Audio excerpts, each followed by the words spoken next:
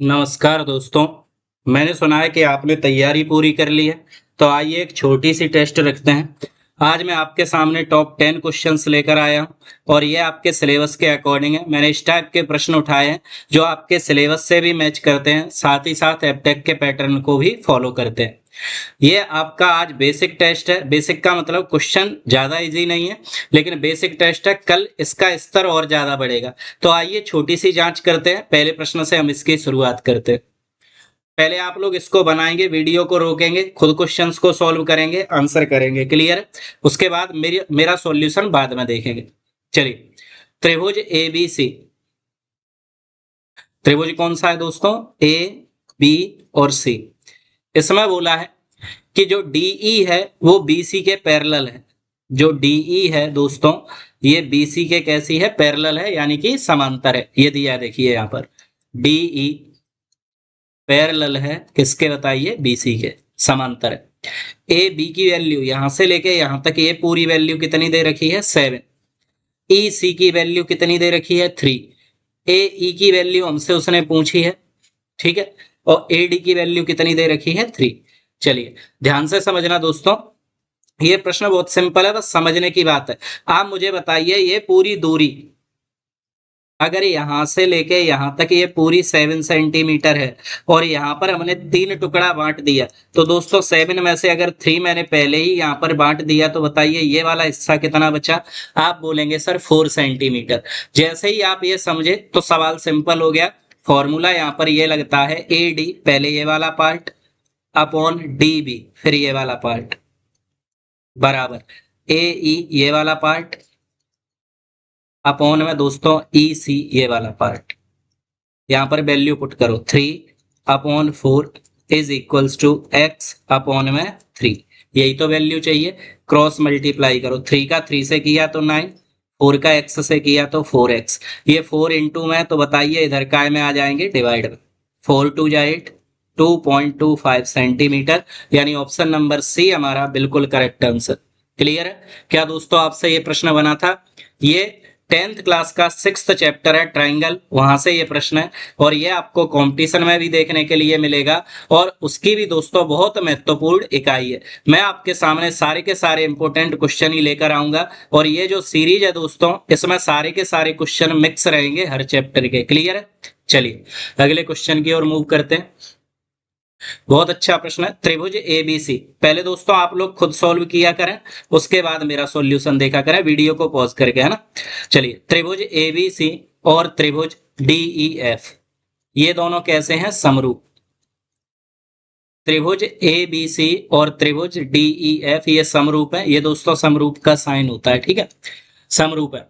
बोल रहा है 2ab, ये 2ab काय के बराबर है? डीई के। यानी ये अगर 2 है तो दोस्तों ये बताइए कितना है? 1। 2ab इज इक्वल्स टू काय के है? डी के। बी सी की वैल्यू हमें कितनी दे रखी है? उसने 8। और हमसे काय की वैल्यू पूछी है? ई एफ की। क्लियर? बस हमें यही चीजें बतानी है, ध्यान से समझना। यहां पर यही फॉर्मूला लगेगा जैसे हमने पहले लगाया था, ए बी अपॉन में बी सी, ठीक है।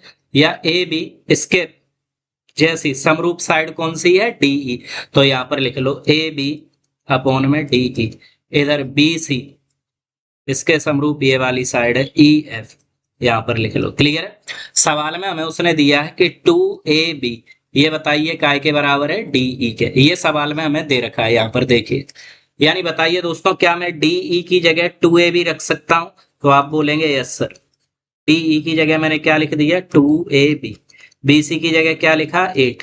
काय की वैल्यू चाहिए मुझे? ई एफ की। ध्यान से समझना, ए बी से A B cancel, E F का इधर मल्टीप्लाई किया तो क्या आया? E F. और 2 का इधर क्रॉस मल्टीप्लाई किया तो 2 8 जा 16। यही तो हमारा आंसर है, ऑप्शन नंबर सी बिल्कुल करेक्ट आंसर। दोस्तों समझ में आ रहा है कि नहीं? बिल्कुल दिमाग में फिक्स हो जाएंगी चीजें। और इंपॉर्टेंट जितने भी क्वेश्चंस हैं जिन चैप्टरों से, सभी मैं आपको यहाँ पर सॉल्व कराने वाला हूं। बस अगर आपको सारी चीजें समझ में आ रही हैं तो चैनल को हमारे को सब्सक्राइब कर दो, वीडियो को लाइक कर दो, अपने दोस्तों के साथ शेयर कर दो। साथ ही साथ पीडीएफ चाहिए तो इस नंबर पर मैसेज कर देना, बिल्कुल फ्री में ये पीडीएफ आपको प्रोवाइड कर दी जाएगी। क्लियर? चलिए, बहुत अच्छा प्रश्न है। बाह्य बिंदु ए से खींची गई स्पर्श रेखा ये दोस्तों सर्कल है और एक बाह्य बिंदु है ए, ठीक है। यहां से एक स्पर्श रेखा खींची गई है पी, मान के चलिए ये इस जगह पर मिल रही है पी, ये दोस्तों सर्कल है, गोल है, ठीक है। पी यहां पर ये मिल रही है, ठीक है। अब उसने बोला है एपी की लंबाई बताइए कितनी है, 24 सेंटीमीटर। केंद्र से बोल रहा है कि इसकी जो दूरी है दोस्तों वो कितनी है, 25 सेंटीमीटर, यानी यहां से ये कितनी दूर है, 25 सेंटीमीटर। क्लियर। अब आपसे बोला है कि भैया आप इसका व्यास बताइए, तो ध्यान से समझना, मैं यहाँ पर कुछ पॉइंट्स आपको समझाऊंगा। ये दोस्तों इसको हम बोलते हैं त्रिज्या, और ये 90 डिग्री का एंगल बनाती है। कितने डिग्री का, 90 डिग्री का।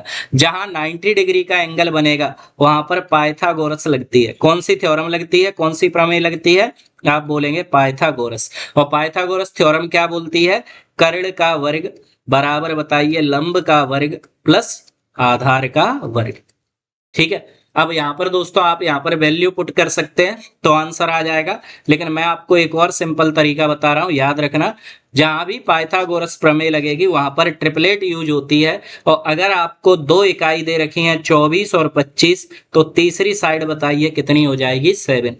अगर इसकी त्रिज्या 7 है तो बताइए व्यास कितना होगा, डबल, 7 का डबल, यानी 7 और 7 कितना होगा, 14 सेंटीमीटर। ये हमारा आंसर है। क्या आपसे दोस्तों ये प्रश्न बना था, ये 10th क्लास का ही सिलेबस है और उसी के मैंने क्वेश्चंस उठाए हैं सभी। कोई भी प्रश्न ऐसा नहीं है जो मैं अपने मन से उठा के लाया हूं। क्लियर है, सारे के सारे वहीं से रिलेटेड क्वेश्चन है। आरडी शर्मा को आप लगा सकते हैं दोस्तों, आरडी शर्मा की जो बुक होती है उसमें ये क्वेश्चंस दिए रहते हैं, उससे आप, लेकिन आप उसको पूरे को कवर कर नहीं पाएंगे क्योंकि उसमें एक एक चैप्टर में दोस्तों 200 क्वेश्चन है। आपको ये पता नहीं है कौन सा महत्वपूर्ण है, इसलिए मैं आपको ये प्रश्न जो भी इंपॉर्टेंट है उनमें से मैं उठा के आपको सॉल्व कराता जा रहा हूँ। क्लियर है, चलिए। कंपटीशन में भी यही देखने के लिए मिलेंगे आपको, एपटेक के पैटर्न में भी और 10th के सिलेबस से भी। चलिए, एक वृत्त की कितनी स्पर्श रेखाएं समांतर हो सकती हैं बताइए। ऑप्शन नंबर 1 सही होगा, 2 सही होगा, 3 या फिर अनंत। देखिए, जिन बच्चों को समझ होगी केवल वही इनका आंसर कर पाएंगे, पढ़ना आपको अच्छे से पड़ेगा। एक वृत्त की कितनी स्पर्श रेखाएं, दोस्तों ध्यान से समझना। एक स्पर्श रेखा यहां से गई और एक स्पर्श रेखा यहां से गई, तो ये दोनों कैसी होंगी, एक दूसरे के समांतर। यानी सिर्फ और सिर्फ कितनी रेखाएं समांतर हो सकती हैं, आप बोलेंगे सर 2, एक ये और एक ये। ऐसे भी ये डायग्राम बन सकता है और दोस्तों इस प्रकार भी बन सकता है। यहां से ये रेखा आई, यहां से ये रेखा आई और यहां से ये रेखा आई, ये एक दूसरे के कैसी हैं, समांतर हैं। तो ऑप्शन नंबर बी हमारा बिल्कुल करेक्ट आंसर होगा। किसी भी स्थिति में सिर्फ और सिर्फ दो ही रेखाएं कैसी हो सकती हैं बताइए, समांतर। सिर्फ दो रेखाएं एक दूसरे के समांतर होंगी। क्लियर, चलिए।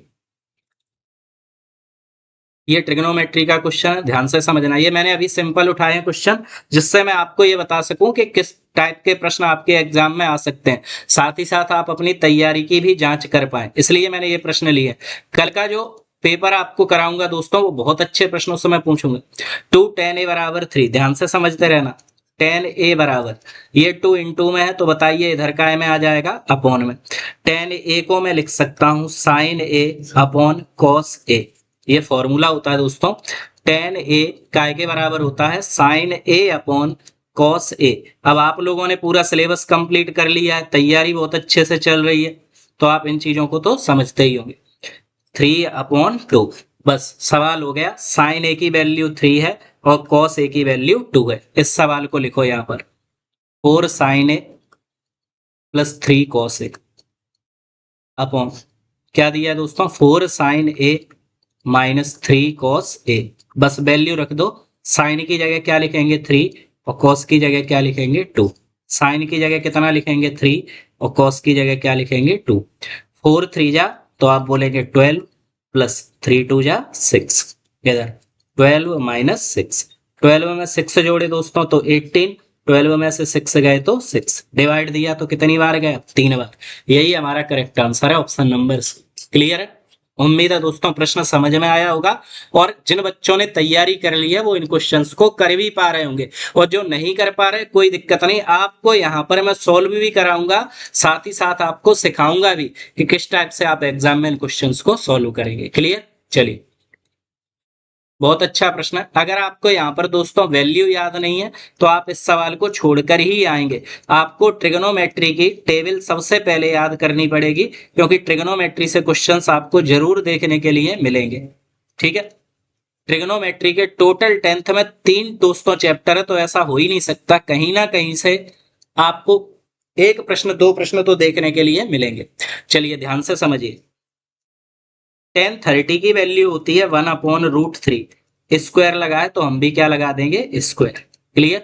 माइनस sec 45 की वैल्यू होती है √2। स्क्वायर लगाए तो स्क्वायर। sin 60 की वैल्यू होती है दोस्तों √3/2। इस पे भी स्क्वायर लगाए तो इधर भी स्क्वायर। यहां से हमने इसको सॉल्व किया 3/4। 1 का स्क्वायर 1, √3 का स्क्वायर 3, √2 का स्क्वायर 2 प्लस √3 का स्क्वायर 3 और 2 का स्क्वायर दोस्तों 4।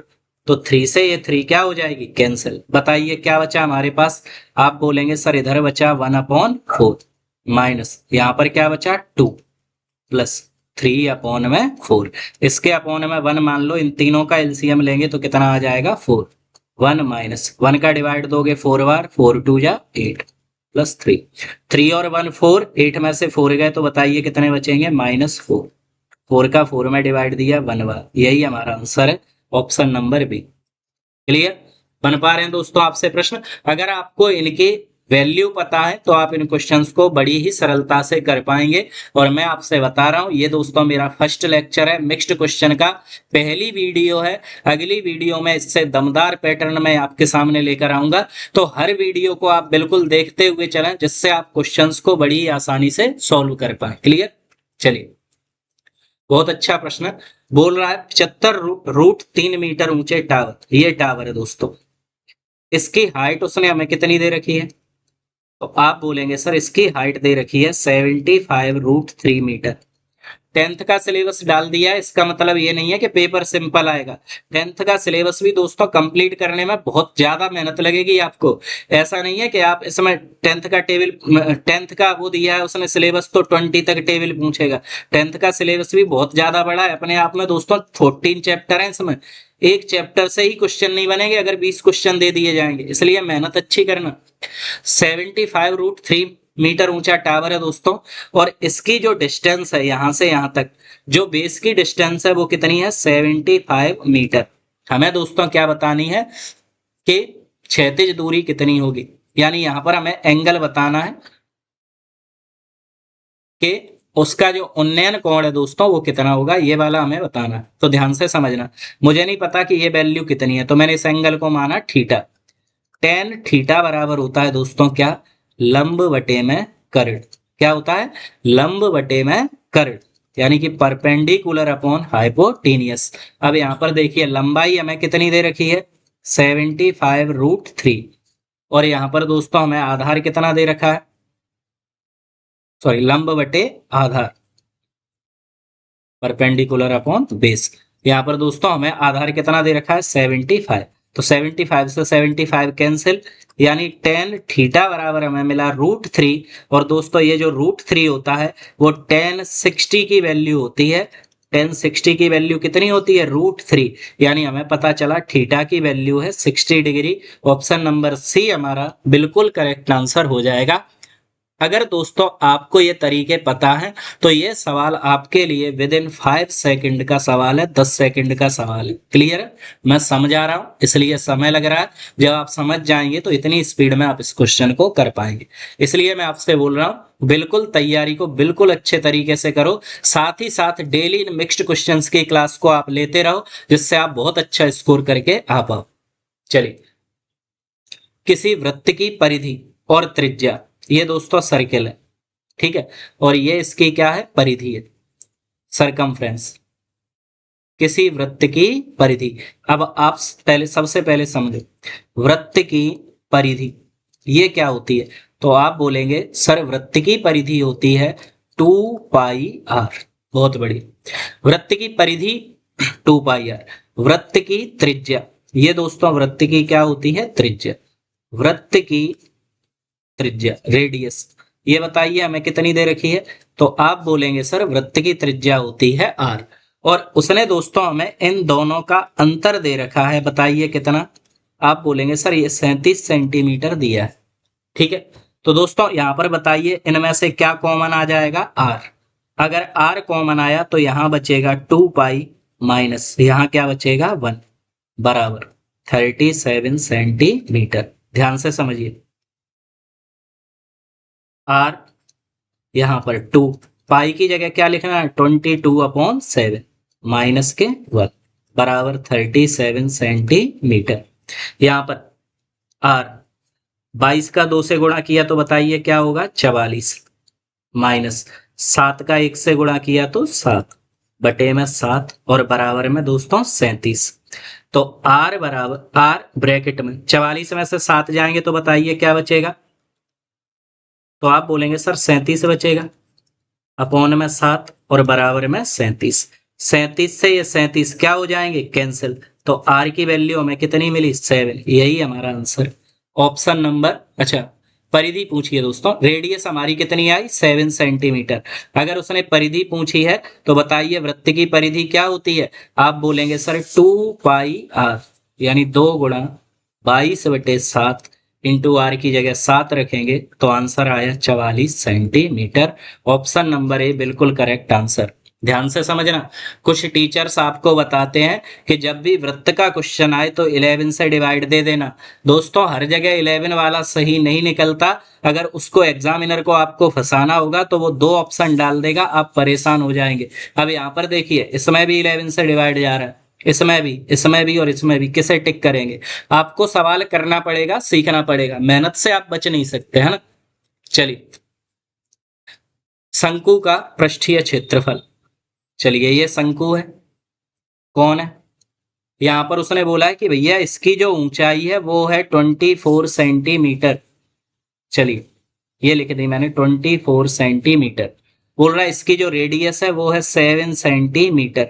हमें बताना है दोस्तों इसका क्या, वक्र पृष्ठ का क्षेत्रफल यानी कर्व्ड सरफेस एरिया जो होता है पाई आर एल।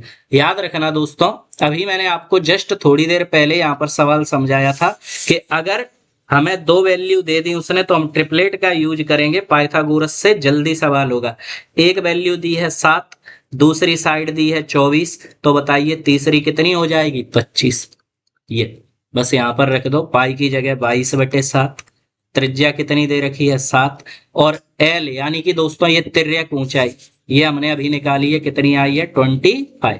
7 से 7 कटा, 25 दूनी 50, 25 दूनी 50 और 5 55, ये हमारा आंसर है 550। ऑप्शन नंबर बी बिल्कुल करेक्ट आंसर हो जाएगा। क्लियर, इसमें भी देखिए सभी ऑप्शंस में 11 से डिवाइड जा रहा है। कुछ देखिए मैं बता रहा हूं, कुछ क्वेश्चन ऐसे होते हैं जिनमें 11 के डिवाइड से सॉल्व हो जाते हैं, लेकिन अब पैटर्न बदल गया, अब क्वेश्चन आपको ऐसे मिलेंगे नहीं, इसलिए आप इस ट्रिक को दिमाग में रखो, लेकिन बेस से भी आपको क्वेश्चन आना चाहिए। क्लियर, चलिए मेथड आना चाहिए। बहुत अच्छा प्रश्न है सांख्यिकी का। किसी आंकड़ों के लिए माध्य और माध्य का, माध्य और माध्य का इसका अनुपात हमें दे रखा है 9:8। हमसे बोला है माध्य का और बहुलक का अनुपात बताइए, माध्य का और बहुलक का अनुपात बताइए। तो दोस्तों आप याद रखना यहां पर रेशियो दे रखा है 9:8, यानी माध्य हो गया हमारा 9x और माध्यिका हो गई बताइए कितनी 8x। ठीक है, फॉर्मूला आप याद रखना, बहुत महत्वपूर्ण फॉर्मूला है सांख्यिकी के लिए, स्टैटिक्स के लिए। बहुलक बराबर 3 गुणा माध्यिका, बहुलक बराबर 3 गुणा माध्यिका माइनस 2 गुणा माध्य, ये फॉर्मूला लगेगा। क्लियर, 3 गुणा माध्यिका माइनस 2 गुणा माध्य। चलिए बहुलक यानी कि मोड, ये हमें निकालना है बहुलक, है ना, ध्यान से समझना। 3 गुणा माध्यिका कितनी है हमारे पास 8x, 2 गुणा माध्य कितना है हमारे पास 9x, तो 8 3 24 और 9 दूनी 18, 24 में से 18 गया कितना बचा 6x। बहुलक हमें मिल गया कितना है दोस्तों, तो आप बोलेंगे सर बहुलक मिला हमें 6x। बस माध्यिका और बहुलक का हमें अनुपात बताना है। तो बताइए माध्यिका हमारे पास कितनी है? आप बोलेंगे सर माध्यिका है हमारे पास 8x और बहुलक हमारे पास कितना है? तो आप बोलेंगे सर ये है 6x। x से x कैंसिल, 2 से ये 4 बार, 2 से ये 3 बार। बताइए कितना आंसर बना? 4:3। ऑप्शन नंबर ए बिल्कुल करेक्ट आंसर। अगर दोस्तों आपको ये सारे प्रश्न अच्छे लगे हैं, समझ में आए हैं, तो दोस्तों आप इस वीडियो को लाइक कर सकते हैं, चैनल को सब्सक्राइब कर सकते हैं और दोस्तों के साथ शेयर कर सकते हैं।